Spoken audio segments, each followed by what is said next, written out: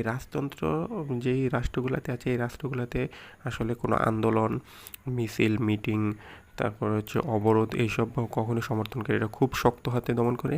এমনকি এটা সর্বোচ্চ শাস্তিপ্রাপ্ত একটা অপরাধ। এইসব আন্দোলন, তারপরে এইসব অপরাধ যারা করবে তারা সর্বোচ্চ শাস্তির আওতায় চলে আসে। এগুলোর ভিতরে কারা কারা আছে, এই যে মনে করেন যে ওমান, আরব আমিরাত, কাতার, বাহরাইন, কুয়েত, তারপর হচ্ছে জর্ডান। এই রাষ্ট্রগুলো হচ্ছে সৌদি আরব। সৌদি আরব তো মূল, সৌদি আরব। এই রাষ্ট্রগুলোতে কোনো আন্দোলন, অবরোধ, হরতাল, দাবি দেওয়া নিয়ে রাজপথ অবরোধ এইসব কিছুই চলে না।